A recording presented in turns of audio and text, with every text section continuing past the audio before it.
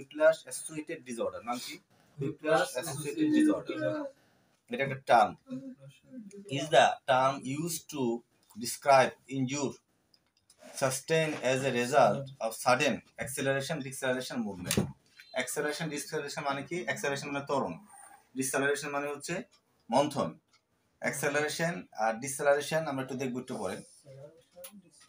আচ্ছা, এটা একটা মূল কথা হলো যে আমাদের জানি ত্বরণ কাকে বলে। আসলে আমরা একটু ওই ছেলেটা ঘুরে আসি। ত্বরণ কাকে বলে? অর্থাৎ সময়ের সাথে কোনো বস্তুর বেগ পরিবর্তন হারকে ত্বরণ বলে। ত্বরণ কাকে বলে? সময়ের সাথে কোনো বস্তুর বেগ পরিবর্তন হারকে ত্বরণ বলে। যেমন ধরো তুমি একটা গাড়ি ধরো, একটা গাড়ি ধরো, এখানে এই গাড়িটার কথা চিন্তা করো। এই গাড়িটা ধরো যাচ্ছে, প্রথমে গাড়ির গতি ছিল মনে করো 0, 10 মিনিট পরে 5 সেকেন্ড পরে গাড়ির গতি হয়েছে মনে করো 10 কিলো। তারপরে ধরো আমাদের 10 মিনিট পরে গাড়ি বেগেতে হয়েছে মনে করো যে 100। তাহলে শেষ গতি আর প্রথম গতি ছিল 0 ভাগ সময়, যা পাওয়া যাবে এটাই হচ্ছে ত্বরণ। সময়ের সাথে বেগ বৃদ্ধির হারকে কি বলে? মন্থন কাকে বলে? গাড়ি বা ব্রেক করলো, আবার ব্রেক করলো 100 গতি ছিল, কমতে কমতে 0 তে থামলো, তাহলে এটা কি হলো? হ্রাস। তাহলে এটা মন্থন। আচ্ছা, তাহলে সময়ের সাথে আমরা বুঝলাম যে সময়ের সাথে বেগ বৃদ্ধির হার এবং বেগ বৃদ্ধির হ্রাস দুইটাকে ত্বরণ এবং মন্থন বলে। মন্দন বলে বা হ্রাস বলে বা যাই বলুক। হ্যাঁ, আচ্ছা, এখন প্রশ্ন হচ্ছে, এটা হচ্ছে আমাদের অ্যাক্সেলারেশন ডিসেলারেশন আমরা শুনে জানলাম। এবার নিউটনের সূত্র কি ছিল?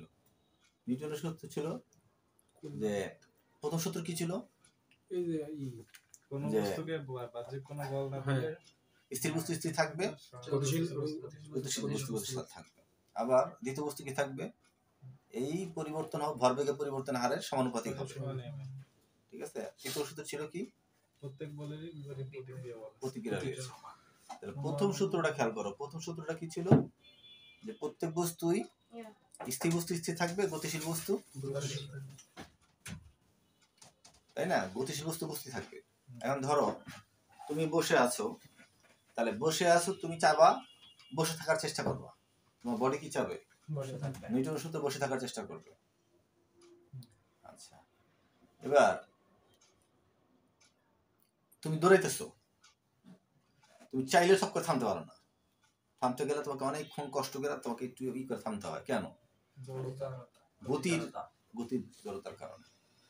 এটা নিউটনের তৃতীয় সূত্র, মানে এই দ্বিতীয় সূত্র নাকি প্রথম সূত্র। তাহলে এইটাই যে দ্বিতীয় সূত্র কি বলছিল? কোনো বস্তুর উপর যদি কোনো বল প্রয়োগ করা হয়, তবে সেই বস্তুটি সেই বলের দিকে ত্বরণ লাভ করে এবং সেই ত্বরণ হবে সমানুপাতিক। বল যত প্রয়োগ করবে তত সমানুপাতিক। এটা গুরুত্বপূর্ণ। আমাদের এখানে আসবে দ্বিতীয় সূত্রটা, প্রথম সূত্রটা। এখন আমরা একটা গাড়িতে উঠছি, গাড়িটা আমরা চলতেছে, চলতে চলতে হঠাৎ করে ব্রেক করলো, তাহলে আমাদের কি হবে? কেন ঝুঁকবা? কেন গতি? তার কি হয় সেখানে? যেমন তোমার কোমর, তোমার বডি, তোমার থোরাক্স এ পর্যন্ত সিটের সাথে লাগানো। আচ্ছা, এখন গাড়ি চলতেছে, আমাদের বডিও চলতেছে, ঠিক আছে? যখন গাড়িটা থামলো, তখন আমার বডিটাও আস্তে আস্তে থামার চেষ্টা করলো, কিন্তু আমার উপরের পোর্শন, আমাদের C6 এর আপার লিডটা, ওইটা আমাদের বডির সাথে ফিক্স থাকে না, ওই সিটের সাথে। যার ফলে কি হয়, যখন ব্রেক করে সামনে দিকে চলে যায় গতিশীল। তাহলে সামনে কি? সামনে যাবে, একটা প্রথমে সামনে যাবে, সামনে যায়, তারপর পিছনে যাবে, আবার সে পিছনে যাবে। সামনে যাবে কেন? গতিশীল থাকা অবস্থায়। না, সামনে যাবে কারণ তো স্থির ছিল, স্থিতি জড়তা নিচের অংশটা স্থির ছিল, উপরের অংশটা গতিশীল ছিল গাড়ির সাথে।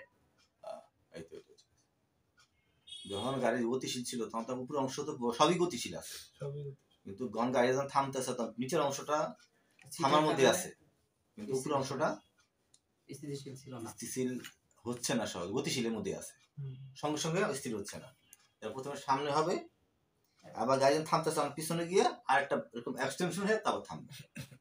তাহলে প্রথমে এই, তারপর এই, তারপর এই, ঠিক আছে? এই ঘটনাটাই আমাদের হুইপ্লাস ইনজুরিতে ঘটে। ঠিক আছে? তাহলে এখন এটা কি নিউটনের দ্বিতীয় প্রথম সূত্র, কি সূত্র ছিল? গতিশীল বস্তু গতিশীল থাকবে আর স্থির বস্তু স্থির থাকবে, এই সূত্রটা এখানে প্রযোজ্য। তাহলে আমরা ত্বরণ বুঝলাম, মন্দন বুঝলাম, এবং কি বুঝলাম? নিউটনের 3টা সূত্র আমরা জানলাম। এবার আসো, an upper spine to move in a way that cause injury, this cause a form of neck sprain. আমরা জানি স্প্রেন মানে হলো লিগামেন্ট ইনজুরি, আর স্ট্রেন মানে হলো টেন্ডন ইনজুরি, তাই তো? তাহলে এখানে কি হয়? লিগামেন্ট ইনজুরি হয় কিসে? এই হুইপ্লাস ইনজুরি। তাহলে হুইপ্লাস অ্যাসোসিয়েটেড ডিসঅর্ডারে কি হয়? এই লিগামেন্ট ইনজুরি হয় কেন? এই যে এই ঘটনাটা ঘটে, যে ঘটনা আমি একটু আগে বললাম। কি বললাম আমরা? গতি জড়তার কারণে আর স্থিতি জড়তার কারণে। শুধু নাকি হবে, এটা আমাদের নিকনেমের আলোচনা করতেছি। এখন কথা হচ্ছে সূত্রগুলি কি ছিল? বাহ্যিক বল প্রয়োগ বস্তুর অবস্থান পরিবর্তন। ফার্স্ট সূত্র কি? পরিবর্তন করতে বাধ্য না করলে স্থির বস্তু চিরকাল স্থির থাকবে এবং গতিশীল বস্তু সমবেগে এবং সমদ্রুতিতে সরল পথে চলতে থাকবে। দ্বিতীয় সূত্র কি ছিল? কোন বস্তুর ভরবেগের পরিবর্তন হার প্রযুক্ত বলের সমানুপাতিক এবং বল যেদিকে ক্রিয়া করে বস্তুর ভরবেগের পরিবর্তন সেদিকেই হবে। প্রত্যেক ক্রিয়ারই একটি সমান এবং বিপরীত প্রতিক্রিয়া রয়েছে, ঠিক আছে? প্রতিক্রিয়া বলতে যেমন ধরো আমরা যেখানে ঘুষি মারি তার ব্যথা পাই, কেন ব্যথা পাই? প্রতিক্রিয়া। এটা আমরা জানি আমাদের একটা জয়েন্টে কি আছে? জাইগোফেসিয়াল জয়েন্ট কাকে বলে? আমরা বলছি জাইগোফেসিয়াল জয়েন্ট কাকে বলে? ফ্যাসেট জয়েন্ট কি বলে? ফ্যাসেট জয়েন্ট কি জাইগোফেসিয়াল জয়েন্ট বলে? কি বলে? এই জয়েন্টগুলি জাইগোফেসিয়াল জয়েন্ট বলে। ফ্যাসেট জয়েন্টই জাইগোফেসিয়াল। আচ্ছা, অ্যাটলান্টো অক্সিপিটাল জয়েন্ট মানে কি? মানে অ্যাটলাস এবং অ্যাক্সিস, এই জয়েন্টকে কি বলে? যেমন এই জয়েন্টটা আমরা বলতেছি, এই যে ডেন্সের সাথে এটা জয়েন্ট যে হচ্ছে, অথবা এই যে তোমার ফার্স্ট এবং সেকেন্ড জয়েন্ট মিলে হচ্ছে, এটা কি অ্যাটলান্টো অক্সিপিটাল? না, কি বলছি আমরা? Atlanto axial joint. Atlanto axial joint. আর অ্যাটলান্টো অক্সিপিটাল জয়েন্ট কোনটা? এই যে অ্যাটলাসের সাথে যে জয়েন্ট, এটা হলো অ্যাটলান্টো অক্সিপিটাল জয়েন্ট। একটা হলো অ্যাটলান্টো অ্যাক্সিয়াল জয়েন্ট, আর একটা হলো অ্যাটলান্টো অক্সিপিটাল জয়েন্ট। এগুলো কিন্তু ধরা হবে। অ্যাটলান্টো অ্যাক্সিয়াল, এটা অ্যাক্সিস, এটা অ্যাক্সিসের সাথে, আর এটা অ্যাটলাস, এটা এই জয়েন্টটা কি বলে? অ্যাটলান্টো axial joint. Atlanto axial joint ধরা হবে কিন্তু ভাই। হ্যাঁ, কার্টিলেজিনাস এন্ড প্লেট এবং কার্টিলেজের যে এন্ড প্লেটগুলি আছে, এটা আমাদের আছে। মানে আমরা আমাদের এই একটা আমাদের নেকের স্ট্রাকচার কি এটা এখানে আলোচনা করা হচ্ছে। মাসেল আছে না? লিগামেন্ট আছে। একটা হলো অ্যালার লিগামেন্ট, একটা হচ্ছে anterior atlanto axial ligament, anterior atlanto axial ligament, anterior atlanto occipital ligament পিছনে। তারপরে apical ligament, anterior longitudinal ligament, transverse ligament of the atlas. তাহলে ট্রান্সভার্স লিগামেন্ট কার? অ্যাটলাসে। তাহলে ট্রান্সভার্স লিগামেন্ট আছে, অ্যাটলান্টো অ্যাক্সিয়াল লিগামেন্ট আছে, অ্যাটলান্টো অক্সিপিটাল লিগামেন্ট আছে, anterior atlanto occipital ligament আছে, এপিক্যাল লিগামেন্ট আছে, আর হলো অ্যালার লিগামেন্ট আছে। অ্যালার লিগামেন্ট সেগুলো আমরা দেখবো। এগুলো ভালো ঠিক আছে। অ্যাটলাস আছে, অ্যাক্সিস আছে, ভার্টিব্রা 3 থেকে 7 আছে। তাহলে 1 2 কই? Atlas 1, axis 2। এবার nervous system structure, nerve root, spinal cord, brain, sympathetic nervous system, এগুলো আছে জানো? এই যে নার্ভ আছে না, স্পাইনাল কর্ড, এগুলো আছে। The vascular system structure, internal carotid artery, carotid and vertebral artery. Vertebral artery কোনটা? এটা, তাই তো? আর সামনে দিয়ে আমরা বলছিলাম কালকে carotid artery, বলছি না কালকে? আচ্ছা, এবার adjacent joint, temporomandibular joint কোথায়? এই যে এটা temporomandibular joint কোনটা ছিল আমাদের বলছিলাম? temporomandibular joint, তাই তো? আর কি আছে? থোরাসিক স্পাইন, পিছন থোরাসিক স্পাইন আছে পিছন নিচের দিকে, রিবস আছে, শোল্ডার কমপ্লেক্স আছে, তারপরে peripheral vascular system, vestibular system কানের মধ্যে যে আমাদের কানের যে ভারসাম্য ওই সিস্টেমটা আমাদের আছে। সফট টিস্যু স্প্রেন কনস্টিটিউট এ এপিডেমিক, তাই তো? আচ্ছা, ওমেন্স আছে, কি বলছে? Soft tissue sprain. আপনি এখানে আসলে এই যে ঘটনাটা ঘটতেছে, হ্যাঁ, এরা আমাদের সফট টিস্যু বলতে আমাদের এই সফট টিস্যু তো যেগুলো আমরা বললাম যে তোমার এই লিগামেন্ট অন্য যেগুলো বললাম, এগুলো সফট টিস্যুর মধ্যে পড়তেছে। হার্ড টিস্যু কোনটা? আমাদের বোনস। আচ্ছা, ভেরিয়েবল এপিডেমিক, এটা এপিডেমিক মানে হলো ভেরিয়েবল এপিডেমিক মানে হলো এক এক এলাকায় এটা ভেরিয়েশন হতে পারে। Women are affected more often than the man, মহিলাদের বেশি হয়। কেন? মহিলাদের যখন বিশেষ করে বাচ্চা ডেলিভারির পরে, কারণ ওদের লিগামেন্ট দুর্বল থাকা হরমোনের কারণে। বুঝছি না আমরা? তাহলে এই যে আমাদের যে বললাম, হ্যাঁ, আর একটু খেয়াল করো আমাদের যে আমরা বলতেছি যে এখানে আমাদের একটা লিগামেন্ট লাগে, নাম হলো অ্যান্টেরিয়র লংজিটুডাল লিগামেন্ট। কি লিগামেন্ট এখানে? এবারে পোস্টেরিয়র লংজিটুডাল লিগামেন্ট কোথায়? পোস্টেরিয়র লংজিটুডাল লাগলে এই স্পাইনাল কর্ডের ওই ওয়ালে, ভার্টিব্রাল ওয়ালে। আমরা একটু এখানে দেখাই।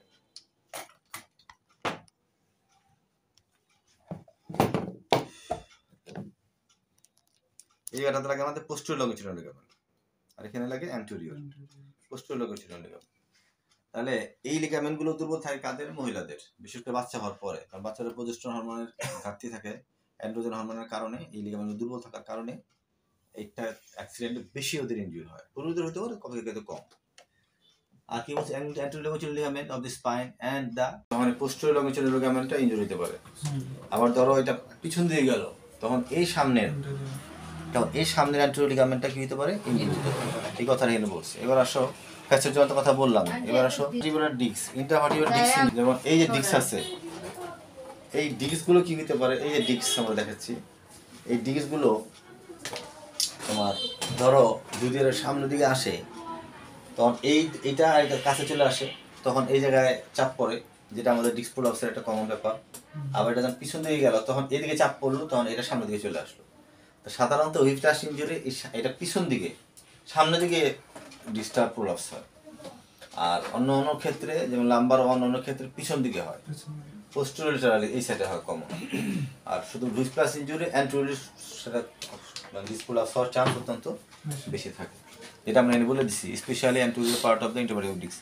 এই ডিস্ক প্রলাপসটা এই জায়গায় থাকে। Stiffness of the neck within 12 to 48 hours or several days later, অর্থাৎ এই যে ইনজুর হওয়ার পরে ঘাটটা কি স্টিফ হইতে পারে, নাড়াচা করতে সমস্যা হইতে পারে, এবং বেশ কিছু দিন পর্যন্ত এরা থাকতে পারা শুরু হইতে পারে। Pain sometimes reduce to the shoulder, radiate shoulder or intercostal area, interscapular area. অর্থাৎ পেনটা এদিকে হইতে পারে, ঘাড় তো হইতেই পারে, স্টিফনেস হইতে পারে, পেনটা এদিকেও আসতে পারে, ক্লিনিক্যাল ফিচার আর কি। এক্সরে এক্সামিনেশন আমরা কী করব? লস অফ সার্ভাইকাল লর্ডোসিস পাবো। আমরা কী দেবো? আমরা ঘাটটা, আমরা যেহেতু মুভমেন্ট করতে গেলে সমস্যা হবে, ফলে যে ঘাটটা একদম স্ট্রেট থাকবে, ঘাটটা যদি করাই কার্ভেচারটা সোজা থাকবে, এটা আমরা পরবর্তী সময় দেখবো। লর্ডোসিস কার্ভেচার এমআরআইতে খুব ভালো আসবে না। এমআরআইতে খুব ভালো যদি তোমার নিউরোলজিক্যাল সাইন না থাকে, যেমন ধরো লিগামেন্ট হয়েছে বা অ্যান্টেরিয়র লংজিটুডাল পোস্টেরিয়র লিগামেন্ট, এগুলো খুব বেশি আসে না। যদি কিনা নার্ভে ধরো ডিস্ক প্রলাপস হয়েছে এই হুইপ্লাস ইনজুরির কারণে, তখন নার্ভে যদি কোনো ব্লক থাকে বা তখন সেটা ভালো আসবে, কিন্তু বেসিক্যালি খুব বেশি এখানে আসবে না। আর এখানে অনেকগুলো লক্ষণ থাকে, দেখো মানে কী ব্যথা করবে, তারপরে ডিজিনেস হবে, মাথা ঘোরাবে, তারপরে ব্লুরি ভিশন হবে, চোখে অন্ধকার হবে, তারপরে এটা আচ্ছা, এই সমস্তগুলো তোমার লক্ষণগুলো থাকবে কিসে? হুইপ্লাস ইনজুরিতে থাকবে। তাহলে আমাদের নেক, এগুলো আমরা পড়বো, আরও লক্ষণ আসতে আমরা দেখবো। এটা হচ্ছে আমাদের কি লস অফ লর্ডোসিস। এটা আমাদের স্বাভাবিক থাকে, আমাদের এরকম কার্ভেচার থাকে না, এটা স্ট্রেট হয়ে গেছে। এটা সাধারণত কিসে থাকবে? এই ইনজুরির পর এটা আমরা দেখবো। আর এখানে কি দেখবো? Degeneration of the process of exclusion, অর্থাৎ এই যে আমাদের এটা পাবো, কিন্তু এটা পাওয়ার পরও আমাদের এই পেশেন্টটা হুইপ্লাস ইনজুরি কিনা, আমাদের অন্য ডায়াগনোসিস, আমাদের ডিফারেন্সিয়াল ডায়াগনোসিস আমাদের গুরুত্ব দিতে হবে। যেমন সার্ভাইকাল লর্ডোসিস হয়েছে, কিন্তু কেন তা অন্য কারণগুলো আমাদের আইডেন্টিফাই করে তারপর আমাদের হুইপ্লাস ইনজুরি বলতে হবে। হুইপ্লাস ইনজুরি আসলে এটা আনপ্রেডিক্টেবল, খুব ভালো করে খুব সুস্পষ্ট বলা মুশকিল। রোগীর ইতিহাস নিতে হবে খুব মনোযোগ দিয়ে, রোগী কী হয়েছিল, কবে হয়েছিল, কেমন হয়েছিল, কখন হয়েছিল, কতদিন ছিল, বিস্তারিত ইতিহাস নিয়ে পরে ডায়াগনোসিসটা করতে হবে। আচ্ছা, এখানে এই জিনিসগুলো হওয়ার পর আমাদেরগুলো অ্যাক্সেস করে আমাদের কি নিউরোলজিক্যাল সাইন সিমটম দেখে আমাদের শিওর হইতে হবে যে আসলে ডিজিজটা কোনটা। আর এখানে আমাদের যেটা বলতেছে যে সিট বেল তোমার ইনজুর, সিট বেল ইনজুর প্রায় সেম, এটা বেল রাখা হয় কিন্তু ঘটনাটা প্রায় কাছাকাছি থাকে। এটার কারণে হয়েছে কিনা আমাদের সেটা দেখব। আচ্ছা, স্টেজ 1-এ এই ধরো এই গ্রেডটা যে হইলো, এই যে ইনজুরটা যে হইলো, এটা প্রথম স্টেজে কীরকম লক্ষণ থাকবে, দ্বিতীয় স্টেজে কেমন থাকবে, তৃতীয় স্টেজে কেমন থাকবে, সেটা আমরা দেখবো। The upper and lower cervical spine experience flexion in stage 1। মনে হবে যে ঘাটটা সামনের দিকে, the upper and lower cervical spine, তার ফিলিং অভিজ্ঞতা হবে তার ঘাটটা কি সামনের দিকে ফ্লেকশন হয়ে আছে। The cervical spine assumes an H shape well it began to extend and eventually straightening, মানে সোজা হয়ে গেছে, to make the neck lordric again, মানে কি হইতেছে যে এ শেপ হচ্ছে এবং তারপরে কি হবে, ঘাটটা একদম সোজা হয়ে যাবে। এটা আমরা একটু দেখলাম কি হবে, এটা আমরা একটু দেখলাম না, এরকম সোজা হয়ে থাকবে। কিন্তু এটা সোজা মানেই যে আবার হুইপ্লাশ ইনজুরি তা না, তার সাথে আমাদের মিলাইতে হবে যে অন্য অন্য কারণ যেগুলো হচ্ছে সেগুলো আমাদের ডিফারেন্সিয়াল ডায়াগনোসিস করে কনফার্ম হতে হবে। তৃতীয় নম্বর কি বলবো, 3 নম্বর shows the interspine in extension with an intense shearing force that causes compression of the facet joint capsule, অর্থাৎ পুরা ইন্টারস্পাইনটা কি হবে, এক্সটেনশন হবে with an intense shearing force এবং cause compression of the facet joint capsule. অর্থাৎ এই যে ঘটনাটা ঘটলো, ওই ঘটনার ফলে আমাদের যে এই যে ক্যাপসুলটা আছে, ক্যাপসুল যে আছে যে বললাম না, এই ক্যাপসুলটার কারণেও আমাদের কি হবে, আমাদের এই ফোর্স শেয়ারিং করে এবং আমার ঘাটটা কি হবে, তার একটা এক্সটেনশন মতো দেওয়ার দিকে কি করতে হবে, interspine extension with an intense shows the interspine, মানে ঘাটটা একটু পিছন দিকেও যাবে, যায় একটা স্টেন্স হয়ে থাকবে, কারণ facet joint force, facet joint ক্যাপসুলের কি হবে, ফ্যাসেট জয়েন্ট ক্যাপসুলের কম্প্রেশনের কারণে। কেন কম্প্রেশন হয়েছে, ইনজুরির কারণে হয়েছে। আমরা বললাম না anterior ligament, longitudinal ligament, posterior longitudinal ligament এবং ফ্যাসেট জয়েন্টের কম্প্রেশনের কারণেও তার এই ধরনের হাতটা কিন্তু একটা এক্সটেন্ডও থাকতে পারে। স্টেজ কততে, 3-তে। তারপর study with cadaver have shows in the whiplash injury is a formation of the S-shaped curvature of the cervical spine with the induced hyperextension on the lower end of the spine and the flexion of the upper level. অর্থাৎ cadaver মানে কি, মানে তোমার লাশের পরীক্ষা করলে আমাদের এটা এস শেপের মতো কার্ভেচার আমরা পাবো, এই কথাটা এনে বলছে। এখানে আরেকবার বলছে গ্রেড 1-এ কি, the patient complain of the neck pen, stiffness or tenderness. তাহলে গ্রেড 1-এ কি থাকবে, আমাদের পেন থাকবে, স্টিফনেস হবে এবং টেন্ডারনেস, চাপ দিলে ব্যথা অনুভব করবো।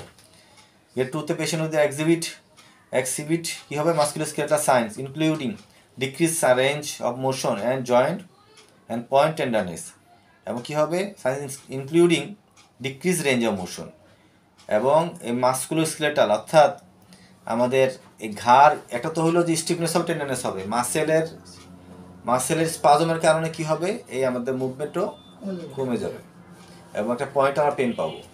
গ্রেড 3-তে আমার পেশেন্ট, এই কিন্তু আমরা বলবো যে কী কী লক্ষণ পাবা, ক্লিনিক্যাল ফিচার এগুলো কিন্তু আসবে পরীক্ষা। গ্রেড 3-তে the patient also shows neurological sign. ধরো কোন গ্রেডে, C3-তে তোমার ইনজুরি হয়েছে নাকি C7-এ, তার লক্ষণ আমাদের এখানকে সেই লক্ষণগুলো থাকবে। আমরা বলছিলাম না যে C7 হইলে আমাদের ধরো এই জায়গাতে কি হবে, আমাদের এই জায়গাতে নামনেস থাকবে, উইক থাকবে, বুঝছি না, এই জিনিসগুলো যেমন ওই জিনিসগুলো দেখে আমরা ডার্মাটো মায়োটম দেখে আমরা ডায়াগনোসিস করবো এটা কোন লেভেলে কি হয়েছে, যেটা আমাদের আগে পড়ানো হয়েছে। এবং টেন্ডন রিফ্লেক্স, মাসেল উইকনেস। এবং গ্রেড 4-তে কি পাবো আমরা,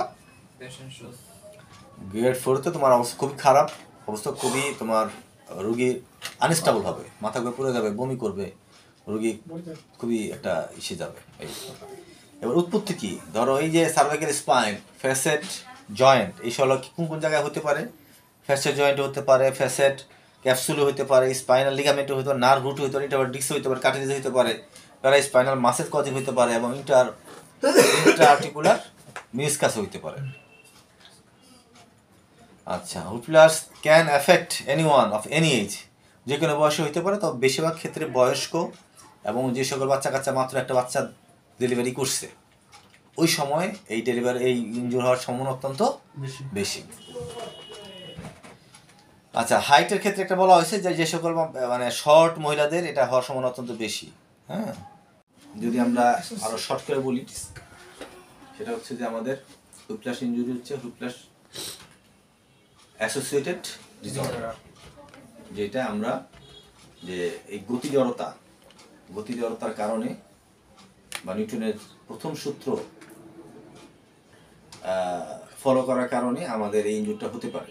তাহলে কি শুধুমাত্র মোটরসাইকেল হতে পারে? শুধু গাড়ি চালালে হতে পারে? সে যারা খুব গতিশীল খেলা খেলে, ধরো কি রাব্বি খেলা না কি জানি বলো, কি খেলা এটা রে? রাগবি তো একটা বল ছুড়ে মারে আরেকজন ধরে দৌড় দেয়, এইগুলি খেলে কিন্তু এইটা তো হইতে পারে। ধরো তুমি বল মারছো, ধরো ধরতেছি, খুব জোরে জোরে যাচ্ছি, দৌড়াতেছি, এই সময় কিন্তু হেডের মুভমেন্ট অত্যন্ত বেশি হয়। সেই সময় ধরার কথা তুমি দৌড়াতে দৌড়াতে টপ করে কেউ তোমার ধাক্কা রাখলো, তোমার আটকে রাখলো, কি হবে তখন? জোরে ধরে না, তখন তোমার কি হইতে পারে? আচ্ছা এবার আসো, মোটরসাইকেল আছে, হঠাৎ করে ব্রেক করলো, হইতে পারে না? আচ্ছা তুমি খুব দ্রুত ঘর মুছতেছো, বুঝতে বুঝতে হঠাৎ করে কোনো কারণে কোনো বাধাগ্রস্ত তুমি হইলা, তখনও কিন্তু হইতে পারে। শুধুমাত্র মোটরসাইকেল হুইপ্লাস ইনজুরি মানেই যে শুধুমাত্র গাড়ি চলার কারণে হবে তা না।